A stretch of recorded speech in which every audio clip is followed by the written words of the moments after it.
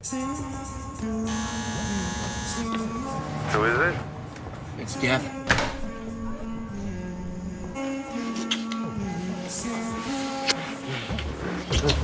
Congratulations on the film. Thank you.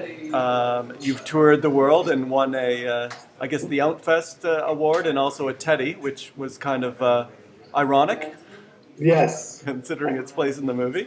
Yes. How are you feeling now about the movie as you go into a wider release, especially before this screening at TIFF?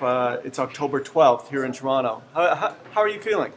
I am feeling like the film is finding an audience, which is really rewarding. I mean, we shot the film last summer, and it was a very personal story, and I've been encouraged by the fact that in a way, by telling something so personal, I think I've made something that people respond to intimately themselves. And I'm also glad to know there is an audience for this very independent style film. I mean, I made it because I felt a need to, and I have found that people have connected to it. It's interesting. I was reading that you were on a panel with Ruby Rich, who, of course, coined the term new queer cinema. And you also teach at the IFC Center. No, I teach at NYU in the Oh, graduate okay. film department. I run a film series called Queer Art Film at the IFC Center, which I've been doing for about 3 years. So you're the perfect person for this question.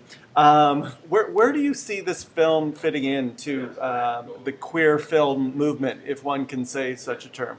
Yeah, I mean, I think two things. I think on one level you can see a real shift in films that came out in the late 80s and early 90s as part of what was then the new queer cinema, which I think were very focused on questions of identity.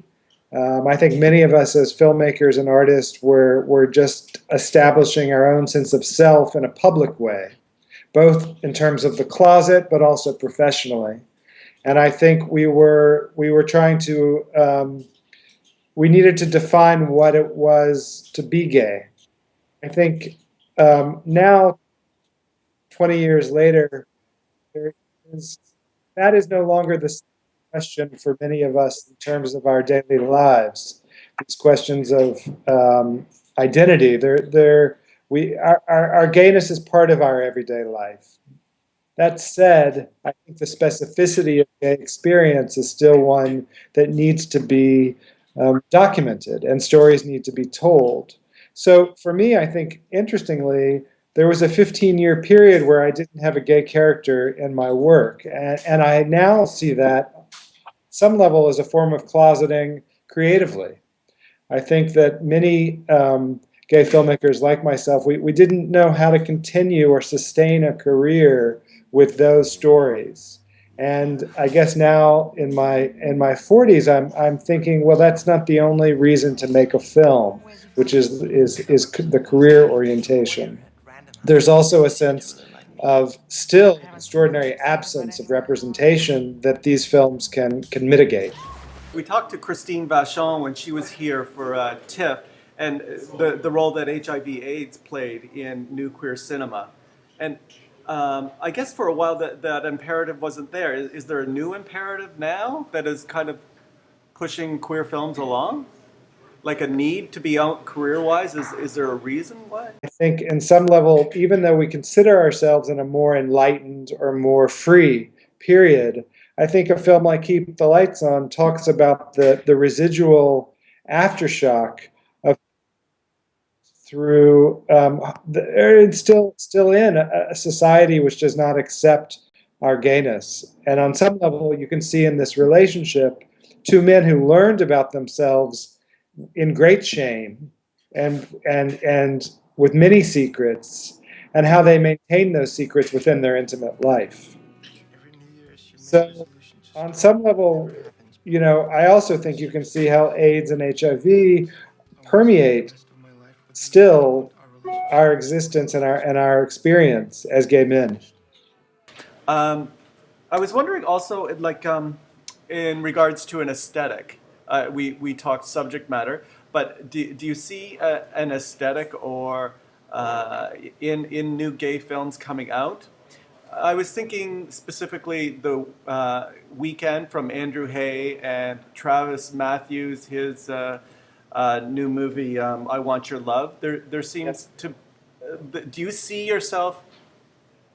Do you see similarities with these directors, these filmmakers? I see an attempt to define what our life looks like now, and I see in a way, a shift away from metaphor, which I think early queer cinema was very, very involved with metaphor, and I think now, in a way, you could see the influence of both documentary as well as reality, television and kind of cinema verite, in the sense of how you can also see the relationship of dogma and mumblecore. These uses a very naturalistic kind of storytelling in an attempt to get details right. And I think that there's something radical about depicting what gay life looks like, even to gays, on some level, because I think so much of our own experience we do not talk about. So my film about everyday gay life, which includes sex and drugs for many people, and yet it's an encouragement to actually create conversation around those behaviors, because I think there's still, as gay people, we create all these little compartments within compartments.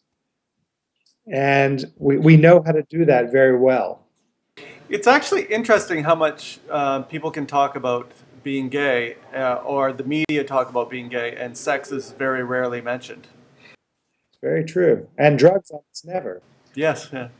Um, how about with regards to direction that you gave the actors? Andrew Hay and Travis Matthews, they as well. They don't give a.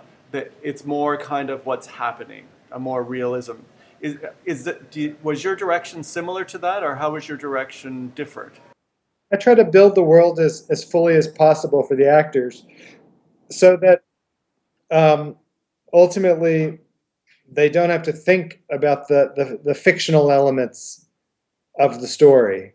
So I don't rehearse my actors in advance, but I do have quite conventional scripts. Since it are followed. It's a small percentage of the film is improvised, but most of it is text based and based on the screenplay. So I try to mix the two. I try to mix the kind of the feeling of being a very closely guided, but also a certain kind of freedom that the actors have emotionally to improvise always. Emotionally, they're always improvising. Every shot is something new. So that's it. And good luck on the talk at TIFF. And I really enjoyed the film. So thank you very much. Writing. I'll come home tomorrow. You should leave now. I'm not leaving.